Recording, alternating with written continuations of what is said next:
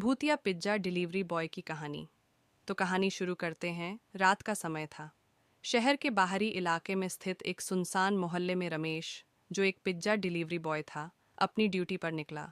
उस दिन रमेश की शिफ्ट रात 10 बजे तक थी। उसने अपने मैनेजर से कहा भी था कि वह देर रात तक डिलीवरी नहीं करना चाहता, लेकिन ऑर्डर की कमी की वजह से उसे भेज दिया गया। उस रात रमेश को एक आखिरी ऑर्डर मिला। पता था, शांतिनगर की पुरानी हवेली। रमेश ने सुना था कि उस हवेली में कई अजीबोगरीब घटनाएं होती रहती हैं, लेकिन उसने इसे सिर्फ अफवाह मानते हुए ध्यान नहीं दिया। हवेली तक पहुंचने का रास्ता घने पेड़ों और सुनसान सड़कों से होकर गुजरता था। जैसे ही रमेश वहां पहुंचा, हवेली का दरवाजा अपने आप धीरे धीरे खुल गया। अंदर घुप अंधेरा था।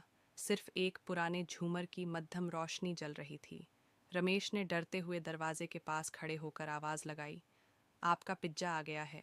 कोई जवाब नहीं आया। उसने फिर से आवाज लगाई। तभी अचानक एक ठंडी हवा का झोंका आया और दरवाजा उसके पीछे बंद हो गया। डर के मारे रमेश के हाथ से पिज्जा का बॉक्स गिर गया।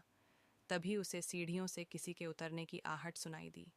उसने देखा कि एक सफ़ेद साड़ी में एक औरत धीरे धीरे सीढ़ियों से नीचे आ रही थी। उसका चेहरा झुका हुआ था और पैर जमीन को छू नहीं रहे थे।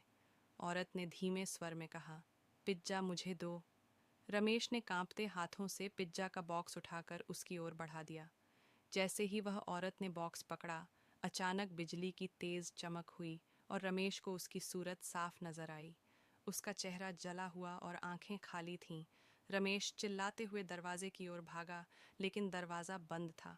तभी वह औरत उसके करीब आ गई और बोली, क्यों डर रहे हो? यहाँ से कोई नहीं जा सकता। रमेश ने हिम्मत जुटाकर अपनी बाइक की चाबी निकाली और किसी तरह दरवाज़ा खोलकर बाहर भागा।